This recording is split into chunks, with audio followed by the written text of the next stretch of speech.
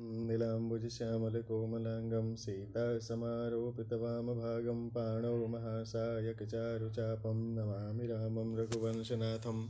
अथ त्रिसप्ततितमः सर्गः।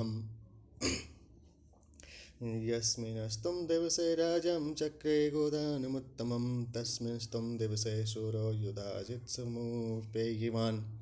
जिस दिन महाराज जनक ने उत्तम गोदान किए उसी दिन युधाजित भी जनकपुर पहुँचे।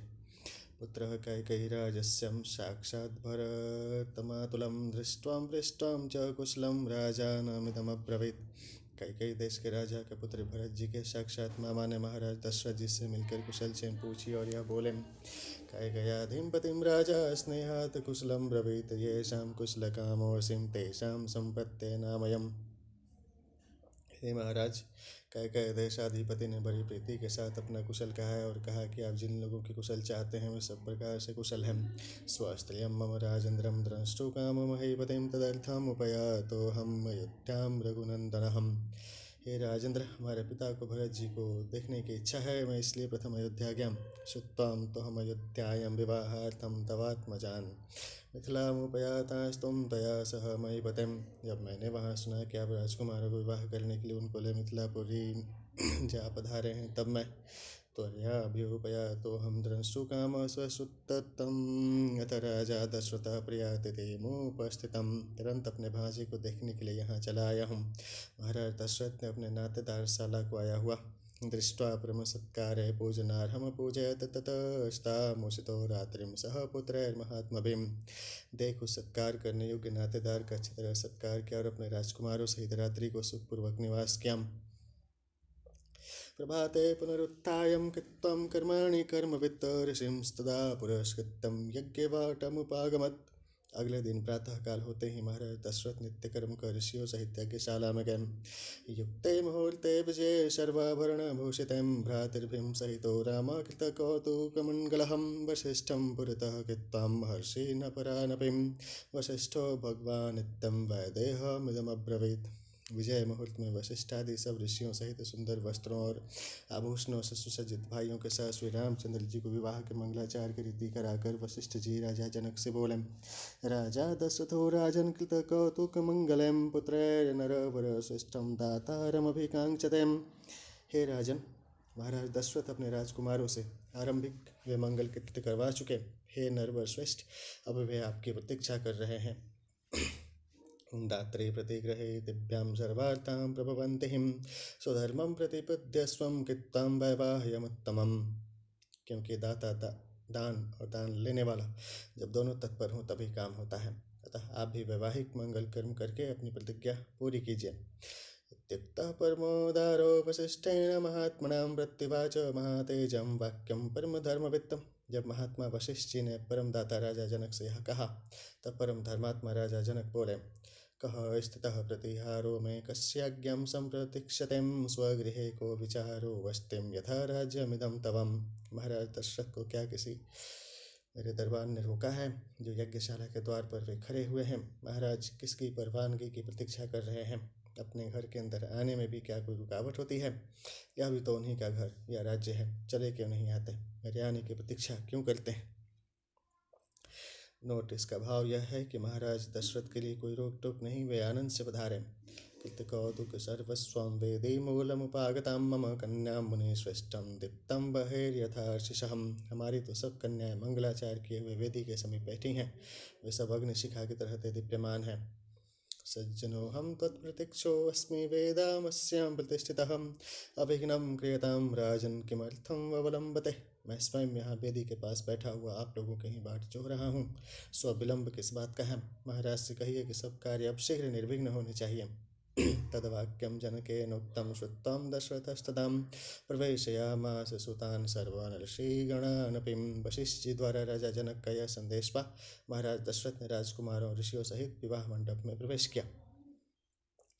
ततो राजा विदेहानं वसिष्ठमिदमब्रवीत् करयस्व ऋषे सर्वां ऋषिभिः सह धार्मिकं रामस्य लोकरामस्यं क्रियां वैवाहिकीं प्रभो तथैतयुक्तां तु जनकं वसिष्ठो भगवान् ऋषि। तदंतर राजा जनक ने वशिष्ठ जी से कहा कि हे ऋषि, आप अन्य ऋषियों सहित लोकाभिराम श्री रामचंद्र जी के विवाह की विधि करवाइए। यह सुन और जनक जी से बहुत अच्छा कराते हैं कहकर भगवान वशिष्ठ जी ने विश्वामित्रं पुरस्कृतं शतानन्दं च धार्मिकं प्रपमध्ये तु विधिवद्वेदीं कृत्वा महातपहम्। प्रपामध्ये यज्ञशाला मध्ये इति कतकः अभिनव नरिकेलादिरचित मंडपत्यार्थः। विश्वामित्र और धर्मात्मा शतानंद को आगे कर विवाह मंडप के बीच में अग्नि स्थापन करने के लिए विधिवत वेदी बनाई। अलंचकारं तां वेदीं गंधपुष्पै समन्ततः सुवर्णपालिकाभिश्च छिद्रकुंभैश्च शांकुरैः। फिर उस वेदी को चारों ओर गंधपुष्पादि से सजाया और स्वर्ण शलाकाओं करवा एवं दुर्वांगुरादि से शोभित किया।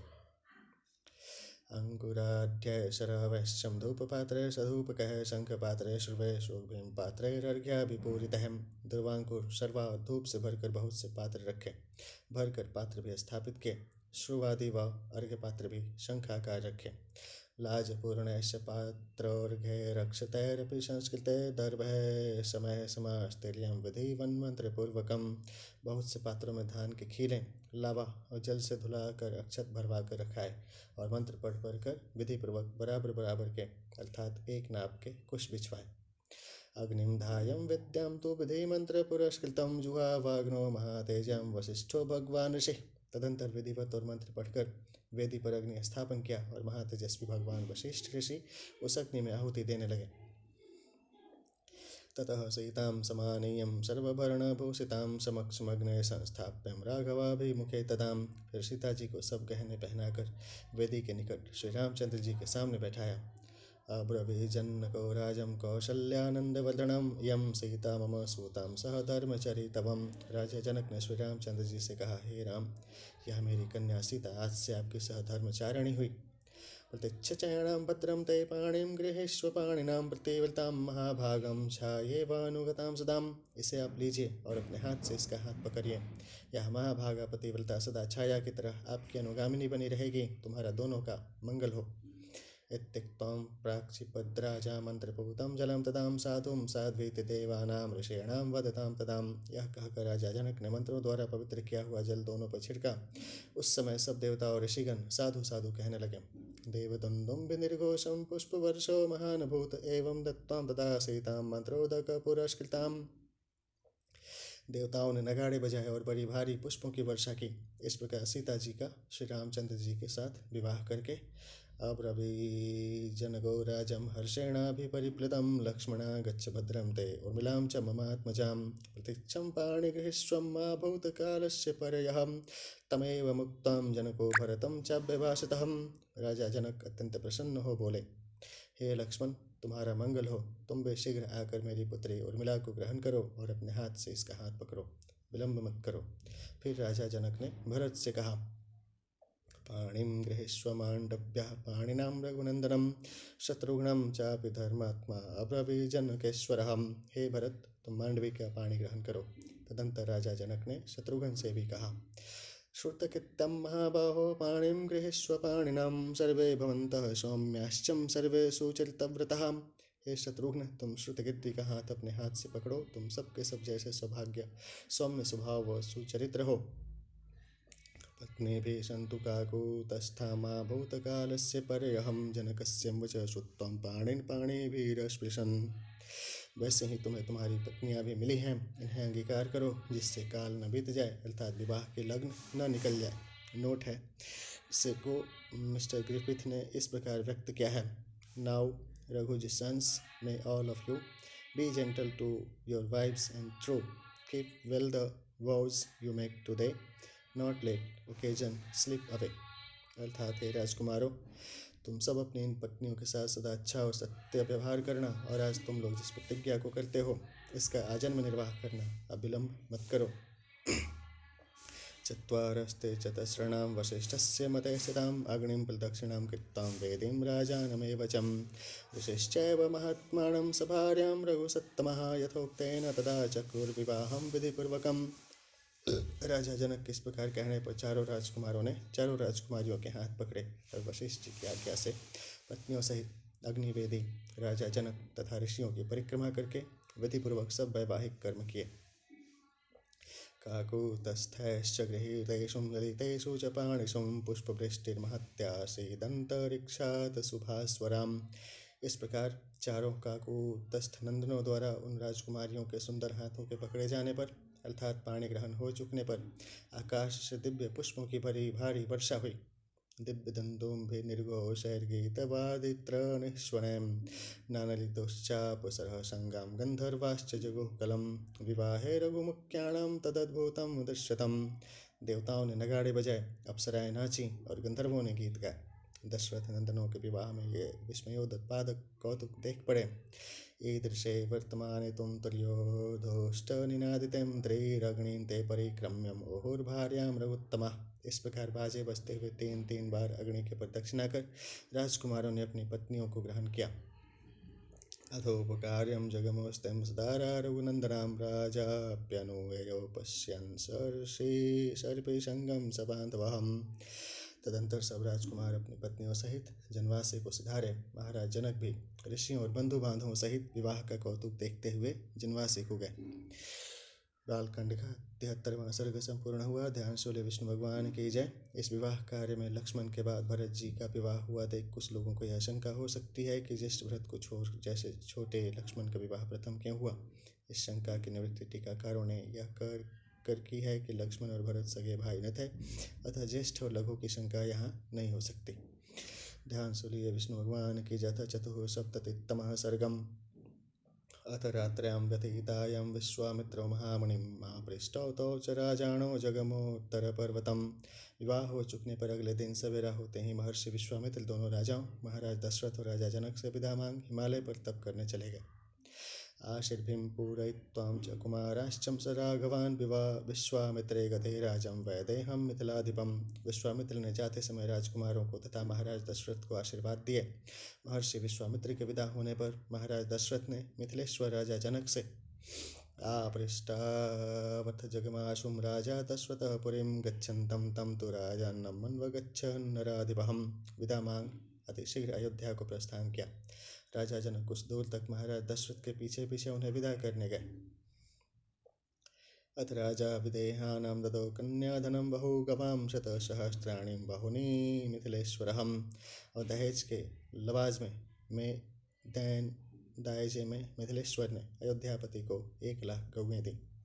कम्बलानां च मुख्यानां क्षौमकोट्यम्बराणि च हतहसत्यश्वरथ पादातं दिव्यरूपं स्वलंकृतं। बहुत से बहुमूल्य दुशाले और 1 करोड़ रेशमी वस्त्र दिए। अनेक सुंदर और सजे सजाए हाथी घोड़े रथ पैदल। ददौ कन्यापीतां तासां दासीदासमनुत्तमं हिरण्यस्य सुवर्णस्य मुक्तानां विद्रुमस्य च। दासियाँ और दास दिए। बहुत सी बढ़िया मोहरें और अशर्फियाँ मोटी मूंगे अथवा बढ़िया सोने के मोती जड़े गहने दिए।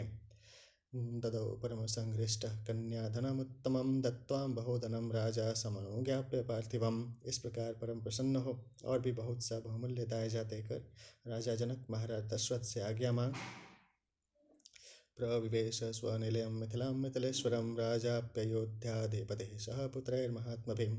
मिथिलेश्वर अपने मिथिलापुरी वाले राजभवन में गए। महाराज दशरथ भी राजकुमारों को साथ लिए हुए ऋषेण शर्वाण पुरस्कृतं जगाम सबलानुगं गच्छन्तं तं नरव्याघ्रं सर्पिसंगं सराघवम्। तथा ऋषियों को आगे कर सेना सहित चल दिए। ऋषियों और श्री रामचंद्र जी के साथ जाते हुए महाराज दशरथ घोरः स्म पक्षिणो वाचो व्याहरन्ति ततस्ततः भौमाश्चैव मृगाः सर्वे गच्छन्ति स्म प्रदक्षिणम्। के मार्ग में चारों ओर भयंकर पक्षी बोलने लगे। हिरन दौड़कर रास्ता काटने लगे। तान् दृष्ट्वा राजशार्दूलो वसिष्ठं पर्यपृच्छतं असौम्याः पक्षिणो घोरा मृगाश्चापि प्रदक्षिणाः। इन अपशकुनों को देख महाराज दशरथ ने वशिष्ठ जी से पूछा, एक और दुष्ट पक्षी बुरी तरह बोल रहे हैं, दूसरी ओर हिरन दाहिनी ओर से रास्ता काट रहे हैं। किमिदं हृदयोत्कम्पी मनो मम विषीदतिं राज्ञो दशरथस्यैतच्छ्रुत्वा वाक्यं महानृषिम्।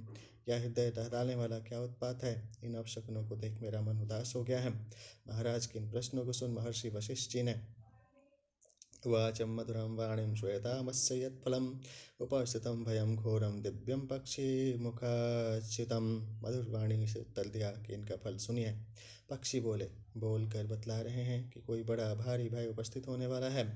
मृगाः प्रशमयन्त्येते सन्तापस्त्यज्यतामयं तेषां संवदतां तत्रं वायो प्रादुर्बभूवहम्।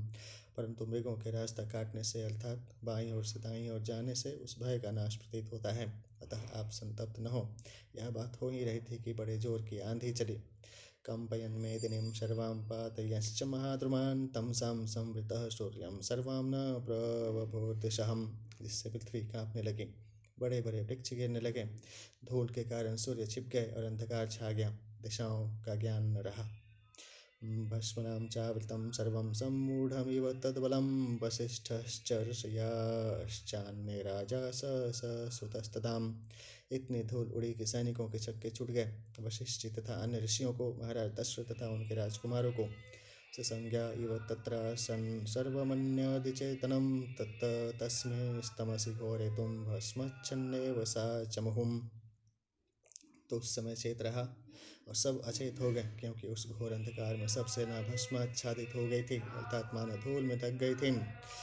ददर्श भीमशङ्काशं जटामण्डलधारिणीं भार्गवं जामदगन्यं तं राजा राजविमलिनं। तदंतर महाराज दशरथ ने भयंकर रूप धारण किए जटाजूटधारी भृगुवंशी जमदग्नि जी के पुत्र और राजाओं का मान वर्धन करने वाले परशुराम जी को देखा। प्रेम सुलिए परशुराम जी की जय। कैलासमिव दुर्घर्षं कालाग्निमिव दोषहं ज्वलन्तमिव तेजोभिर्दुर्निरीक्षं पृथक् जनः। परशुराम जी कैलाश की तरह दुर्घर्ष, कालाग्नि के समान दुस्सह, क्रोध से जलते हुए अग्नि के समान और पामर लोगों द्वारा दुर्निरीक्षित हैं। स्कंधे चासाद्य परशुं धनुर्विद्युतगणोपमं प्रगृह्यं शरमुख्यं च त्रिपुरघ्नं यथा शिवम। वे अपने कंधे पर भरसा रखे हुए थे और बिजली की तरह चमचमाता धनुष और बाण लिए हुए ऐसे जान पड़ते थे मानो त्रिपुरासुर को मारने के लिए शिव जी आए हों। तम दृष्ट्वा भीमशङ्काशं ज्वलन्तमिव पावकं वसिष्ठप्रमुखां सर्वे जपहोमपरायणाः। दहकती हुई आग के समान उन भयानक रूपधारी परशुराम जी को देख जप होम परायण वशिष्ठ प्रमुख संगतः मुनिः सर्वे संजल्पुरथो मिथं कंचेत पितृवधामर्षि छत्रं नोत्सादयिष्यतिम्। ऋषिगण आपस में कहने लगे कि पिता के मारे जाने के कारण क्रोध में भर परशुराम जी क्षत्रियों का नाश करने को तो कहीं नहीं आए। पूर्वं छत्रवधं कृतं गतामन्योर्गतज्वरः छत्रस्योत्सादनं भूयो न खल्वस्य चिकीर्षितम्। क्षत्रियों का नाश कर पहले तो इनका क्रोध शांत हो चुका है, अब क्या पुनः क्षत्रियों का नाश करने पर तुले हैं। एवमुक्त्वा अर्घ्यमादायं भार्गवं भीमदर्शनं ऋष्यो राम रामेतिं वचो मधुरं ब्रुवन्। इस प्रकार परस्पर बातचीत कर ऋषिगण अर्घ्यपाद्य ले उनको आगे गए और राम राम ऐसा मधुर वचन कहने लगे। प्रतिगृह्यं तु तां पूजां वृष्टि दत्तां प्रतापवान् रामं दाशरथिं रामो जामदग्न्योऽभ्यभाषतः। प्रतापी परशुराम जी ने ऋषियों का वह आतिथ्य ग्रहण किया और दशरथ नंदन श्री राम जी से परशुराम जी इस प्रकार बातचीत करने लगे। बालकांड का 74वां सर्ग संपूर्ण हुआ। ध्यान सुले विष्णु भगवान की जय। भगवान का लगता है ऐसा चीज़ है, दैविक चीज़ भी है, वैसा परिस्थिति उत्पन्न करवा देते हैं कि जानबूझ करके अपने में लड़ते रहिए। भगवान से प्रार्थना है आप लोग शांत रहिए, जहाँ भी हैं शांत रहिए, सबको अच्छा से जीने में मदद करिए। आप सबको नमस्कार है। अतः पंचसप्ततितमः सर्गः। रामदाशते रामं वीर्यं ते श्रूयतेऽद्भुतं धनुषो भेदनं चैवं निखिलेन मया श्रुतं। हे वीर राम, तुम्हारा पराक्रम अद्भुत सुनाई पड़ता है। जनकपुर में तुमने जो धनुष तोड़ा है उसका सारा वृत्तांत भी मैंने सुना है। तदद्भुतं चिन्त्यं च भेदनं धनुषस्त्वयां तच्छुं त्वयाहमनुप्राप्तं धनुर्गृह्य परम शुभम। उस धनुष का तोड़ना विस्मय उत्पादन और ध्यान में न आने योग्य बात है। उसी का वृत्तांत सुन हम यहाँ आए हैं और एक दूसरा उत्तम धनुष लेते आए हैं। तदिदं घोरशङ्काशं जामदगन्यं महद्धनु पुरयस्व शरणे व स्वबलं दर्शयस्व चम। यह भयंकर बड़ा धनुष जमदग्नि जी का है, अथवा इस धनुष का नाम जामदगन्य है। इस पर रोदा चढ़ाकर और बाण चढ़ाकर आप अपना बल मुझे दिखलाइए। तदहं ते बलं दृष्ट्वा धनुषोपस्य प्रपूरणे द्वन्द्वयुद्धं प्रदास्यामि वीर्यश्लाव्यमहं तवम्। इस धनुष के चढ़ाने से तुम्हारे बल को हम जान लेंगे और उसकी प्रशंसा कर हम तुम्हारे साथ द्वंद्व युद्ध करेंगे। तस्य तद्वचनं श्रुत्वा राजा दाशरथस्तदां विषण्णवदनो दीना प्राञ्जलिर्वाक्यमब्रवीत्। परशुराम जी की ये बातें सुन महाराज दशरथ उदास हो गए और दीनतापूर्वक अर्थात परशुराम जी की खुशामद करके और हाथ जोड़कर कहने लगे, प्रेम सूर्य परशुराम भगवान की जय। अथ छत्र रोषात् प्रशांस्त्वं ब्राह्मणश्च महायशां बालानां पुत्राणाम अभयं दातुर्मर्हसिम्। हे परशुराम जी, आपका क्षत्रियों पर जो कोप था वह शांत हो चुका, क्योंकि आप तो बड़े यशस्वी ब्राह्मण हैं, अथवा आप ब्राह्मण हैं, अतः क्षत्रियों जैसे गुस्सा को शांत कीजिए, क्योंकि ब्राह्मणों को कोप करना शोभा नहीं देता। आप मेरे इन बालक पुत्रों को अभयदान दीजिए। भार्गवाणां कुले जातं स्वाध्याय व्रतशालिनां सहस्त्राक्षे प्रतिज्ञायं शस्त्रं निक्षिप्तवानसिं। वेद पाठ में निरत रहने वाले भार्गव वंश में उत्पन्न आप तो इंद्र के सामने प्रतिज्ञा कर सब हथियार त्याग चुके हैं। सत्वं धर्मपरो बुद्धं काश्यपाय वसुंधरां दत्तां वनमुपागम्य महेंद्र कृतकेतनहम्। और सारी पृथ्वी का राज्य कश्यप को दे आप तो महेंद्राचल के वन में तप करने चले गए थे। मम सर्वविनाशायं संप्राप्तस्त्वं महामणिं न चैकस्मिन् हते रामे सर्वे जीवामहे वयम्। पर हम देखते हैं कि आप हमारा सर्वस्व नष्ट करने के लिए पुनः आए हैं। आप यह जान रखे हैं कि यदि कहीं हमारे अकेले राम ही मारे गए तो हम में से कोई भी जीता न बचेगा। ब्रुवत्येवं दशरथे जामदग्न्यः प्रतापवान् अनादृत्यैव तद्वाक्यं राममेवाभ्यभाषतम्।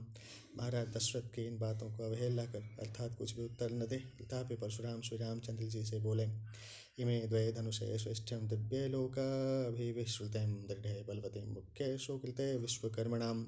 हे राम, ये दोनों धनुष अत्युत्तम हैं और सारे संसार में प्रसिद्ध हैं। ये बड़े दृढ़ हैं और ये विश्वकर्मा द्वारा बड़ी सावधानी से बनाए गए हैं। अतिसृष्टं सुरैरेकं त्र्यंबकायोत्सवं त्रिपुरघ्नं नरश्रेष्ठं भग्नं काकुतस्थयत्वयाम्। इनमें से एक तो देवताओं ने महादेव जी को युद्ध करने के लिए दिया था, जिससे उन्होंने त्रिपुरासुर को मारा था, और इसको तुमने तोड़ डाला है। इदं दित्यं दुर्गर्षं विष्णु दत्तं सुरोत्तमः तदिदं वैष्णवं रामं धनु पर पुरंजयम। यह दूसरा भी जो हमारे पास है बड़ा मजबूत है, इसे देवताओं ने विष्णु भगवान को दिया था। हे राम, यह विष्णु का धनुष भी शत्रुओं के पूर्व को जीतने वाला है। समान सारम काकुतस्थं रौद्रेणं धनुषात्विदं तदा तो देवता सर्वं पृच्छन्ति स्म पितामहम्। और महादेव जी बड़े धनुष को जोड़ का है। एक बार सब देवताओं ने ब्रह्मा जी से पूछा था कि शितिकंठस्य विष्णुस्य बलबलनिरीक्षयाम् अभिप्रायं तु विज्ञायं देवतानां पितामहम्। महादेव जी और विष्णु भगवान के धनुषों में कौन सा बढ़कर है? ब्रह्मा जी ने देवताओं का अभिप्राय जानकर विरोधम जनयामासं तयोसं त्यवतां वरहं विरोधे च महाद्युक्तं भवद्रोमहर्षणम्। सत्यवानों में श्रेष्ठ ब्रह्मा जी ने उन दोनों में बड़ा विरोध उत्पन्न कर दिया। इस विरोध का परिणाम यह हुआ कि उन दोनों में रोमांचकारी घोर युद्ध हुआ। शितिकंठस्य विष्णुश्च परस्पर जयेषणो तदा तो जिमृतं शैवं धनुर्भीम पराक्रमम्। महादेव और विष्णु एक दूसरे को जीतने की इच्छा करने लगे। महादेव जी का बड़ा मजबूत धनुष ढीला पड़ गया। अहंकारेणैव महादेवस्तमभेदोऽथं त्रिलोचनं दैवेस्तदा समागम्यं सर्पी संगे सचारणम्। तीन नेत्र वाले महादेव जी विष्णु जी के हुंकार करने से ही स्तंभित हो गए, अर्थात विष्णु ने शिव को हरा दिया। तब ऋषियों और चारणों सहित सब देवताओं ने वहां पहुंचकर याचितौ प्रशमं तत्रं जगमस्तुस्तौ सुरोत्तमौ जिम्भितं तद्रेणु दृष्ट्वा शैवं विष्णु पराक्रमे। दोनों की प्रार्थना के युद्ध बंद करवाया। विष्णु के पराक्रम से शिव के धनुष को ढीला देख अधिकम मेनिरे विष्णुम देवा सर्पिगणस्तदां धनुरुद्रास्तु संक्रुद्धं विदेहेषु महायशः। ऋषियों सहित देवताओं ने विष्णु को अथवा विष्णु के धनुष से अधिक पराक्रमी अथवा अडृत समझा। महादेव जी ने इस पर क्रुद्ध हो अपना धनुष विदेह देश के महायशस्वी देवरातस्य राजर्पे ददौ हस्ते ससायकम् इदं च वैष्णवं रामं धनु पर पुरंजयम्। राजर्षि देवरात के हाथ में बाण सहित दे दिया। हे राम, मेरे हाथ में जो यह धनुष है वह विष्णु का है और यह भी शत्रुओं के पूर्व का नाश करने वाला है। ऋचिके भार्गवे प्रादार्दृष्णु संन्यासमुत्तमं ऋषिकस्तु महातेजां पुत्रस्य प्रतिकर्मणः। पितुर्मम ददो दिव्यं जमदगन्यैर्महात्मनः न्यस्तशस्त्रे पितारे में तपोबलम समन्वितः। पूर्व काल में विष्णु भगवान ने यह धनुष भृगुवंश ऋचिक को दिया। ऋचिक ने अपने सहनशील पुत्र व हमारे पिता महात्मा जमदग्नि को दिया। जब हमारे पिता शस्त्र धारण करना त्याग तप करने लगे, अर्जुनो विदधे मृत्युं प्राकिलतां बुद्धिमास्थितं बधाम प्रतिरूपं तु पितुः श्रुत्वां सुदारुणम्। तब राजा सहस्त्रबाहु ने मेरे पिता को गंवारपन कर मार डाला। पिता के इस अयोग्य और अत्यंत निष्ठुरतापूर्वक मारे जाने का हाल सुन क्षात्रमुत्सादय नरोषा जातम अनेकशं पृथ्वीं चाकिलां प्राप्यं कश्यपायं महात्मने। क्रोध में भर जैसे ही क्षत्रिय उत्पन्न होते गए वैसे हमने कितनी बार ही उनको मारा। सारी पृथ्वी का राज्य अपने हस्तगत कर हमने महात्मा कश्यप को यज्ञस्यान्ते तदा रामं दक्षिणं पुण्यकर्मणे दत्त्वा महेन्द्रनिलयस्तपोबल समन्वितः स्थितोऽस्मि तस्मिंस्तपयन्वैष सुखं सुरसेवितम् अद्योतोत्तमवीर्यणं त्वया राम महाबलम्। यज्ञ के अंत में उस पुण्य कर्म की दक्षिणा स्वरूप दे दिया और हम तब से सुरसेवित महेंद्राचल पर तप करते हुए बड़े सुख से रहते हैं। आज हे महाबली राम, तुम्हारे उत्तम पराक्रम श्रुत्वा तो धनुषो भेदं ततोऽहं द्रुतमागतः तदिदं वैष्णवं रामं पितृपैतामहं महत् क्षत्रियधर्मं पुरस्कृतं गृहीष्वं धनुरुत्तमम्। द्वारा धनुष का टूटना सुन हम तुरंत यहाँ चले आए हैं। अब विष्णु प्रदत्त हमारे पुरखों के इस उत्तम धनुष को क्षत्रिय धर्म में स्थित हो ले लीजिए। योजयस्व धनुर्श्रेष्ठे शरं परपुरंजयं यदि शक्नोषि काकुतस्थं दंदं दास्यामि ते ततहम्। हे शत्रुओं के पूर्व को जीतने वाले, इसे सज्जित कर रोदे से इस पर बाण चढ़ाइए। हे काकुतस्थ, यदि तुम इस पर बाण चढ़ा सके तो मैं तुमसे द्वंद्व युद्ध करूंगा। बालकांड का 75वां सर्ग संपूर्ण हुआ। ध्यान से विष्णु भगवान की जथ शत सप्ततितमः सर्गम। श्रुत्वा तदचामतगन्यश्चं वाक्यं दाश्वतस्तदां गौरवाद्यांतरितकथा पितु राममथा ब्रवीत्। क्षत्रिय धर्म में स्थित हो अर्थात यद्यपि मैंने छात्र धर्म अर्थात युद्ध का परित्याग कर दिया है, तथापि इस समय मैं युद्ध से परांगमुख नहीं होऊंगा। कहीं यह मत कह देना कि ब्राह्मण को शांत रहना ही शोभा देता है। परशुराम जी के वचन सुन श्री रामचंद्र जी अपने पिता महाराज दशरथ के गौरव से अर्थात अपने पिता का अदव करके मंद स्वर धीरे से बोले। श्रुत्वानस्मि यत्कर्मं कृतवानसि भार्गवम् अनुरुध्यामहे ब्रह्मणा पितुरा नृप्य निर्ण्यमास्थितम्। हे परशुराम जी, आपने जो जो काम किए हैं वे सब मैं सुन चुका हूँ। आपने जिस प्रकार अपने पिता के मरने वाले से बदला लिया वह भी मुझे विदित है। वीर्यहीनमिव शक्तं क्षत्रधर्मेण भार्गवम् अवजानासि मे तेजं पश्य मे अद्य पराक्रमम्। किंतु आप जो यह समझते हैं कि हम वीर्यहीन हैं, हमें छात्र धर्म का भाव है, अतः आप जो हमारे तेज का निरापद करते हैं, सो आप अब हमारा पराक्रम देखिए। इत्युक्त्वा राघवः क्रुद्धो भार्गवस्यं शरासनं शरं च प्रतिजग्राहं हस्तालघुपराक्रमः। यह कहकर और क्रोध में भर श्री रामचंद्र जी ने परशुराम को हाथ से धनुष और बाण झट से ले लिया। आरोप्यं स धनुराम शरं सज्जं चकारहं जामदगन्यं ततो रामं रामः क्रुद्धो ब्रवीदिदम्। धनुष पर रोदा चढ़ाकर उस पर बाण चढ़ा जामदग्नि के पुत्र परशुराम से श्री रामचंद्र जी क्रुद्ध हो यह बोले। ब्राह्मणो असिति में पूज्यो विश्वामित्र कृतेन चम तस्मात् शक्तो नते रामं मुक्तुं प्राणहरं शरम्। हे परशुराम जी, एक तो ब्राह्मण होने के कारण आप मेरे पूज्य हैं, दूसरे आप विश्वामित्र जी के नातेदार विश्वामित्र जी की बहन के पुत्र हैं, अतः इस बाण को आपके ऊपर छोड़कर आपके प्राण लेना तो मैं नहीं चाहता।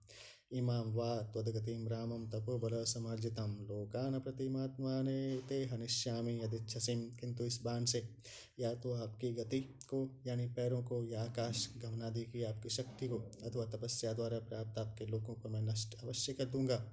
आप जो पसंद करें वही किया जाए। न ह्यं वैष्णवो दिव्यं शरः परपुरंजयं मोक्षः पतति वीर्यणं बलदर्प विनाशनः। क्योंकि यह वैष्णव बाण है, यह अपनी शक्ति से शत्रु के बल और अभिमान को नष्ट करने वाला है। यह बिना कुछ किए तर्कश में नहीं जाता। यह अमोघ अर्थात निष्फल न जाने वाला है। बरायुधधरं रामं द्रष्टुं सर्पिगणाः सुरां पितामहं पुरस्कृतं समेतास्तत्र सर्वशः। गन्धर्वापसरश्चैवं सिद्धचारणकिन्नरां यक्षराक्षसनागाश्चं तदा द्रष्टुं महाद्भुतम्। श्री रामचंद्र जी को उस दिव्य धनुष पर बाण धारण किए हुए देख गंधर्व, अप्सरा, सिद्धचारण, किन्नर, यक्ष, राक्षस और नाग सब ब्रह्मा जी के पीछे पीछे इस अद्भुत व्यापार को देखने के लिए वहां जमा हो गए। जड़ी कृते तदलोके रामे वर धनुर्धरेम निर्वीर्यो जामदगन्योऽथ रामो राममुदक्षता। श्री रामचंद्र के उस दिव्य धनुष को हाथ में लेने से तीनों लोग स्तंभित हो गए। परशुराम जी के शरीर से वैष्णव तेज निकल गया, इससे वे विस्मित हुए। तेजोभिरहत वीर्यत्वाजामदगन्यो जड़े कृतम रामम कमलपत्राक्षम मंदम मंदम उवाचहम। श्री रामचंद्र जी के तेज से जब परशुराम जी जड़ के समान वीर्यहीन हो गए, तब वे कमल नयन श्री रामचंद्र जी से धीरे धीरे कहने लगे, कश्यपायं मया तत्तां यदा पूर्वं वसुंधरां विषयेमेन वसत्वयमेतिं मां कश्यपो ब्रवीत। जब यज्ञांत में हमने सारी पृथ्वी कश्यप मुनि को दे दी, तब उन्होंने हमसे कहा था कि आज से तुम हमारी भूमि या राज्य में न बसना। सोहम गुरुवच कुर्वन् पृथिव्यां न वश्ये निशां तदा प्रतिज्ञां काकुतस्थं कृतां भो कश्यपस्य हम। यहीं से सोहम सोहम कहते हैं क्या श्री श्री रविशंकर जी। सोहम गुरुवच कुर्वन् पृथिव्यां न वशे निशां तदा प्रतिज्ञां काकुतस्थं कृतां भो कश्यपस्य हिम। अतः हे काकुतस्थ, कश्यप जी के कथनानुसार या उनकी आज्ञा को मान मैं रात में पृथ्वी पर नहीं रहता, क्योंकि तब से हमने अपनी प्रतिज्ञा के अनुसार यह पृथ्वी कश्यप ही की कर दी है। तदिमां त्वं गतिं वीरं हन्तुं नार्हसि राघवं मनोजवं गमिष्यामि महेन्द्रं पर्वतोत्तमं। हे राघव, अतः आप हमारी सर्वत्र की गति, लोकों में आने जाने की शक्ति को नष्ट न कीजिए, जिससे हमारी वेगवती चाल बनी रहे और हम शीघ्र पर्वतों में उत्तम महेंद्राचल पर पहुँच जाया करें। यदि कहीं यह चली गई तो प्रतिज्ञा भंग करने का पातक और सिर पर चढ़ेगा। प्रतिज्ञा यह कि काश्यपी पर न रहेंगे। लोकास्त्वं प्रतिमां राम निर्जितांस्तपसां मयां ताहिं तां शरमुख्येनं मां भूतकालस्य परयहम्। हे राम, किंतु हमने तप द्वारा जो लोक जीत रखे हैं, अर्थात जिनकी प्राप्ति का अधिकार संपादन कर रखा है, उसको इस विशेष बाण से हनन कीजिए, अब इसमें विलंब न कीजिए। अक्षयं मधुहंतारं जानीमि त्वं सुरोत्तमं धनुषो वश्ये परामर्शात् स्वस्ति ते अस्तु परन्तपः। हे परंतप, आपके द्वारा इस धनुष के ग्रहण किए जाने से हमने अच्छी तरह जान लिया कि आप अक्षत अविनाशी हैं, मधु दैत्य के मारने वाले हैं और सब देवताओं में उत्तम अर्थात विष्णु हैं। आपकी जय हो। एते सुरगणाः सर्वे निरीक्षन्ते समागताः त्वां प्रतिम कर्माणं प्रतिद्वन्द्वं माहवेम। ये सब देवतागण आपके दर्शन करने आए हुए हैं। आप सब कामों के करने में चतुर और समर में अपने प्रतिद्वंदी को नाश करने वाले हैं। न चेयं मम काकुतस्थं प्रीडां भवतुर्मर्हतिं त्वया त्रैलोक्यनाथेनं यदहं विमुखे किल्तहम्। हे राघव, आप तीनों लोकों के स्वामी हैं, अतः यदि हम आपसे हार गए तो इसमें हमें लज्जा नहीं है। शरं प्रतिमं रामं मोक्तुर्मर्हसि सुब्रतं शरमोक्षे गमिष्यामि महेंद्रं पर्वतोत्तमम्। हे राम, अब आप इस अद्वितीय बाण को छोड़िए। बाण के छूटते ही मैं पर्वतोत्तम महेंद्राचल को चला जाऊंगा। तथा ब्रुवति रामे तु जामदगन्य प्रतापवान रामो दाशरथे त्रीमाश्चिक्षेपं शरमुत्तमम्। जब प्रतापी परशुराम ने श्री रामचंद्र से इस प्रकार कहा, तब दशरथ नंदन श्री रामचंद्र ने उस उत्तम बाण को छोड़ दिया। सहतान् दृश्य रामेणं स्वां लोकांस्तपसार्जितान् जामदगन्यो जगमासु महेंद्रं पर्वतोत्तमम्। बाण से तप द्वारा इकट्ठे किए हुए लोगों को नष्ट हुआ देख परशुराम जी तुरंत महेंद्राचल को चले गए।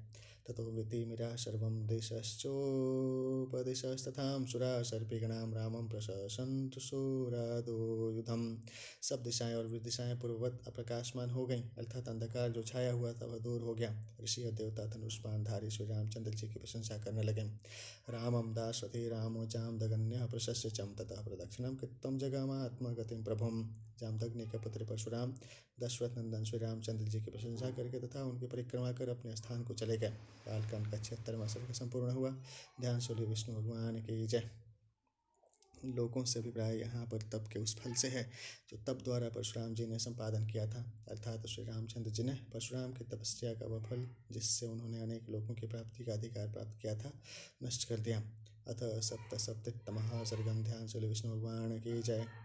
गते रामो प्रशांतात्मा रामो दाशरथेर्धनो वरुणाय प्रमेयायं दत्तो हस्ते ससायकम्। विगत क्रोध परशुराम जी के चले जाने के बाद दाशरथ नंदन श्री राम जी ने अपने हाथ का बाण सहित वह धनुष वरुण जी को धरोहर की तरह सौंप दिया। अभिवाद्यं ततो रामो वसिष्ठ प्रमुखा नृषेन् पितरं विह्वलं दृष्ट्वा प्रवाचम रघुनंदना। तदंतर श्री रामचंद्र जी ने वशिष्ठ आदि ऋषियों को प्रणाम किया और महाराज दशरथ को घबराए हुआ देख उनसे बोले, जाम दगन्यो गतो रामः प्रयातुं चतुरंगिणीं अयोध्याभिमुखी सेनां त्वया नाथेन पालिताम्। परशुराम जी चले गए, अब आप अपनी चतुरंगिणी सेना के अयोध्यापुरी की ओर चलने की आज्ञा दीजिए। रामस्य वचनं श्रुत्वा राजा दाशरथः सुतं बाहुभ्यां संपरिष्वज्य मूर्धनि चाग्राय राघवम्। श्री राम जी का यह वचन सुन महाराज दशरथ ने अपने पुत्र श्री रामचंद्र को छाती से लगा लिया और उनका माथा सूंघा। गतो राम इति श्रुत्वं हृष्टः प्रमोदितो नृपं पुनर्जात तथा मेने पुत्रमात्मानमेव चं। परशुराम जी का जाना सुन महाराज दशरथ परम प्रसन्न हुए और अपना तथा अपने पुत्र का पुनर्जन्म हुआ मान चोदयामास तां सेनां जगमासुं ततः पुरीं पताका ध्वजनीं रम्यां जयोधोष्ठनिनादिताम्। और सेना को आगे बढ़ने की आज्ञा दी। महाराज दशरथ बड़ी जल्दी ध्वजा पताकाओं से शोभित और जय घोष से निनादित अयोध्यापुरी को गए। सिक्तराजपथां रम्यं प्रकीर्ण कुसुमोत्करां राजा प्रवेश सुमुखे पौर्य मंगलवादिभिम्। अयोध्यापुरी की सड़कें जल से छिकी हुई थीं और उन पर पुष्प बिखरे हुए थे। वे बड़ी रम्य जान पड़ती थीं। महाराज के आगमन से प्रसन्न मुख पूर्वासी अनेक प्रकार के आशीर्वादात्मक वचन बोल रहे थे। संपूर्णां प्रविशद्राजं जनौघे समलंकृतां पौरे प्रत्युदगतो दूरं द्विजश्चं पुरवासिभिम्। ऐसी सजी हुई और बंधु बांधवों से भरी पूरी अयोध्यापुरी में महाराज दशरथ ने प्रवेश किया और नगर से आगे बढ़ पूर्ववासी ब्राह्मणों ने उनकी आगमनी की। पुत्रैरनुगतः श्रीमान् श्रीमद्भिश्च महायशां प्रविवेश गृहं राजां हिमवत्सदृशं प्रियं। महायशा महाराज दशरथ अपने राजकुमारों और पशुओं सहित अपने बर्फ की तरह सफेद रंग के प्रिय राजभवन में गए। ननंद सजनो राजा गृहे कामे सपूजितं कौशल्यां च सुमित्रां च कैकेयी च सुमध्यमां वधू प्रति गृहे युक्तां यथा यश्चान्यां राजयोषितं ततः सीतां महाभागमुर्मिलां च यशस्विनीं कुशध्वजसुते चोभे जगृहे हिरण्यपत्न्यां मंगलालेपनेश्चैवं शोभितां सोमवाससम्। प्रसन्न चित्त हो राजभवन में पहुँचने पर महलवासी नाते रिश्तेदारों ने महाराज का फूलमाला चंदनानी से भली भांति सत्कार किया। उधर कौशल्या सुमित्रा कैकी तथा रानियां बहुओं की प्रतीक्षा करने में लगीं। रानियां महाभागा सीता यशस्विनी उर्मिला और कुशध्वज की दोनों बेटियों को महल में लिवा ले गईं और वहां उनके मंगल लेप अर्थात ऐपन और कुमकुम आदि लगाए। फिर उनको अच्छे रेशमी वस्त्र धारण करवा देवता यत्नान्यासुम सर्वास्ता प्रत्यपूजयन् अभिवाद्याभिवाद्याश्चम सर्वम राजसुता सदाम। और तुरंत देव मंदिरों में ले जाकर उनसे देवताओं की पूजा करवाई। तदनंतर सब बहुओं ने सालों तथा अन्य बड़ी बूढ़ी स्त्रियों को प्रणाम किया। नोट है 13वें श्लोक में देवतायन शब्द को देख यह स्पष्ट प्रतीत होता है कि रामायण काल में देवताओं के मंदिर बनाए जाते थे और उस समय भी भारतवर्ष में मूर्ति पूजा प्रचलित थी। रे मीरे मुदिता सर्वां भ्रातृभिः सहितारहं कृतदाराः कृताश्चाश्चं सधनाः ससूर्दज्जनाः। तदंतर वे सब अपने अपने पतियों के साथ राजभवन में जा हर्षित हो निवास करने लगे। उधर श्री रामचंद्र आदि सब राजकुमार विवाहित हो तथा सब अस्त्र शस्त्र चलाने और रोकने की विद्या में निपुण एवं धनवान हो अपने इष्ट मित्रों सहित शुश्रूपमाणः पितरं वर्तयन्तीं नरर्षभां कस्यचित्वथ कालस्यं राजा दाशरथः सुतं। पिता की सेवा करते हुए रहने लगे। कुछ दिन बाद महाराज दशरथ अपने पुत्र कैकेयी नंदन भरत जी से बोले, कैकेयी राज के पुत्र अर्थात तुम्हारे मामा यहाँ बहुत दिनों से ठहरे हुए हैं। भरतं कैकेयी पुत्रं ब्रवीद रघुनन्दनः अयं कैकेयीराजस्य पुत्रो वस्ति पुत्रिकं त्वां नेतुमगतो वीरं युद्धाजिन्मातुलस्त्वं श्रुत्वं दशरथस्येतद्भरतः कैकेयीसुतः। गमनायाभिचक्रामं शत्रुघ्न सहितस्तदाम् आपृच्छत् य पितरं शूरो रामं चाक्लिष्टकारिणीं मातृश्चापि नरश्रेष्ठं शत्रुघ्न सहितो ययो गते च भरते रामो लक्ष्मणश्च महाबलम्। सो यह तुम्हारे मामा युद्धाजित तुम्हें ले जाने के लिए आए हुए हैं। कैकेयी नंदन भरत जी महाराज दशरथ के यह वचन सुन शत्रुघ्न जी के साथ ननिहाल जाने को तैयार हो गए। तदंतर अपने वीरवर पिता और अति कारुणिक भाई श्री रामचंद्र तथा कौशल्यादि माताओं से पूछे हुए शत्रुघ्न के साथ ले चल दिए। भरत जी के जाने पर श्री रामचंद्र और लक्ष्मण पितरं देव संकाशं पूजयामास तुस्तदां पितुराज्ञं पुरस्कृतं पौरकार्याणि सर्वशं चकार रामो धर्मात्मा प्रियाणि चहितानि च मातृभ्यो मातृकार्याणि रामः परमयंत्रितः। अपने देव के समान पिता की सेवा करने और अपने पिता से पूछ कर पूर्ववासियों के प्रिय वहित कर सब कार्य करते थे। इतना ही नहीं वे माताओं के भी सब काम बड़ी अच्छी तरह किया करते थे। गुरुणां गुरु कार्याणि काले काले चकारहम् एवं दशरथः प्रीतो ब्राह्मणा नैगमास्तताम्। वे गुरुओं की भी सेवा समय समय पर करते थे। श्री रामचंद्र जी के ऐसे बर्ताव से महाराज दशरथ, ब्राह्मण और बनिए आदि सभी संतुष्ट थे। रामस्य शीलवित्तनं सर्वे विषयवासिनं तेषाम् अतियशालोके राम सत्य पराक्रम। श्री रामचंद्र जी के शील स्वभाव से सभी पूर्ववासी संतुष्ट थे। राजकुमारों में सत्य पराक्रमी श्री रामचंद्र जी का नाम बहुत अधिक व्याप्त था, अर्थात वे प्रसिद्ध हो गए थे। स्वयं भूरिव भूतानां बभूवं गुणवत्तरः रामस्तु सीतयां सार्गं विजहारं बहुनन्दितं। स्वयंभू ब्रह्मा की तरह वे सब प्राणियों से बढ़कर गुणवान समझे जाते थे। श्री रामचंद्र जी ने बहुत वर्षों तक सीता जी के साथ विहार किया। प्रिया तो सीतारामस्यं दारः पितरे कृते मनस्वी तदगतमनां नित्यं हृदय समर्पिता। श्री रामचंद्र जी को ब्रह्म विवाह से प्राप्त जानकी जी अति प्यारी थीं और वे उन पर आसक्त थे तथा उनको बहुत चाहते थे।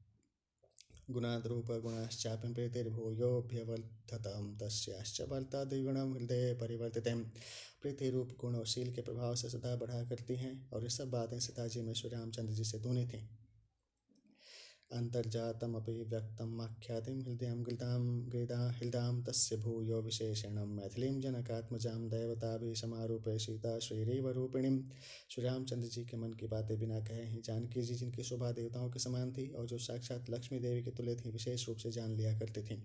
तया स राजर्षि सुतो अभिरामयां समयीवात्मुत्तमत्तराजकन्यायाम् अतीव राम शुशुभे अति कामायां विभूश्रियां विष्णुरीवामरेश्वरः। हम राजर्षि जनक की दोहिता जानकी जी के साथ श्री रामचंद्र जी उस प्रकार अति शोभित को प्राप्त हुए जिस प्रकार अमरेश्वर देवताओं के स्वामी भगवान आदि विष्णु श्री लक्ष्मी जी के साथ शोभित होते हैं। बालकांड का 77वां सर्ग संपूर्ण हुआ। भ्यांसुली विष्णु भगवान की जय। अथ श्रीमद् रामायण पारायण समापन क्रमः। श्री वैष्णव संप्रदायः। एवमेतत्पुरावृत्तम् आख्यानं भद्रमस्तु वं प्रव्याहरत विश्रब्धं बलं विष्णु प्रवर्धतां लाभस्तेषां जयस्तेषां कुतस्तेषां पराभवं येषामिन्दीवरश्यामो हृदयेषु प्रतिष्ठितं। काले वर्षतु पर्जन्यं पृथिवीं सस्यशालिनीं देशोऽयं क्षोभरहितो ब्राह्मणाः सन्तु निर्भयां। कावेरी वर्धतां काले काले वर्षतु वासवं श्रीरङ्गना योजयितुं श्रीरङ्गशिष्यवर्धतां। स्वस्तिं प्रजाभ्यां परिपालयन्तां न्यायेन मार्गेण महिषा गोब्राह्मणेभ्यं शुभमस्तु नित्यं। लोकाः समस्ताः सुखिनो भवन्तु। मङ्गलं कौशलेन्द्राय महनीय गुणाब्धये चक्रवर्ती तनुजायं सार्वभौमाय मङ्गलं। वेदान्तविद्याय मेघश्यामलमूर्तये पुंसां मोहनरूपाय पुण्यश्लोकाय मङ्गलम्। विश्वामित्रान्तरङ्गाय मिथिलानगरीपतिं भाग्यानां परिपाकाय भव्यरूपाय मङ्गलं। पितृभक्ताय सततं भ्रातृभ्यं सह सीतयां नन्दिताखिललोकाय रामभद्राय मङ्गलं। त्यक्तसाकेतवासायां चित्रकूटविहारिणे सेव्यायं सर्वयामीनां धीरोदगाराय मङ्गलं। सौमित्रीणां च चाणक्यां चापबाणसिधारणे संसेव्याय सदा भक्त्यां स्वामिने मम मङ्गलं। दण्डकारण्यावासायां खण्डितामरशत्रवे गृद्धराजाय भक्तायां मुक्तिदायस्तु मङ्गलं। सादरं सबरी दत्तं फलमूलाभिलाषिते लाशिणे सौलभ्यपरिपूर्णाय सत्त्वोद्रिक्ताय मङ्गलं। हनुमन्तसमवेताय हरीशाभीष्टदायिने वालीप्रमथानायास्तु महाधीराय मङ्गलं।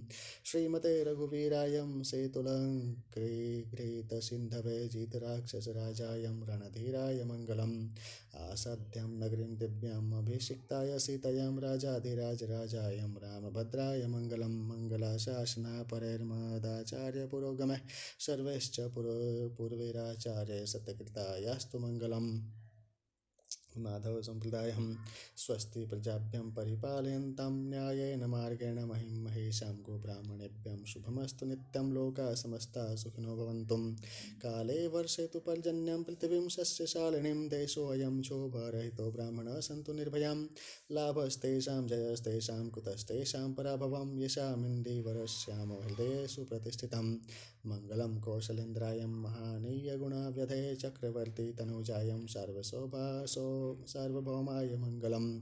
कायेन वाचा मनसेन्द्रियैर्वा बुद्ध्यात्मना वा प्रकृते स्वभावात् करोमि यद्यत् सकलं परस्मै नारायणेति समर्पयामि। स्मार्त संप्रदायम्। स्वस्ति प्रजाभ्यं परिपालयन्तां न्यायेन मार्गेण मही महिषां गोब्राह्मणेभ्यं शुभमस्तु नित्यं। लोकाः समस्ताः सुखिनो भवन्तु। काले वर्षतु पर्जन्यं पृथिवीं सस्यशालिनीं देशोऽयं क्षोभरहितो ब्राह्मणाः सन्तु निर्भयाम्। अपुत्राः पुत्रिणः सन्तु पुत्रिणं सन्तु पौत्रिणम् अधनाः सधनाः सन्तु जीवन्तु शरदां शतम्। चलितं रघुनाथस्यं शतकोटिप्रविस्तरम् एकैकमक्षरं प्रोक्तं महापातकनाशनं। शृण्वन् रामायणं भक्त्यां यः पादं पद्मेव वां यासयते ब्राह्मणस्थानं ब्राह्मणा पूजते सदा। रामाय रामभद्राय रामचन्द्राय वेदसे रघुनाथाय नाथाय सीतायाः पतये नमः। यन्मङ्गलं सहस्राक्षे सर्वदेव नमस्कृतं वृत्रनात्रे सम्भवं तते भवतु मङ्गलं। मङ्गलं कौशलेन्द्राय महानीय गुणात्मने चक्रवर्ती तनुजायं सर्वभौमाय मङ्गलं।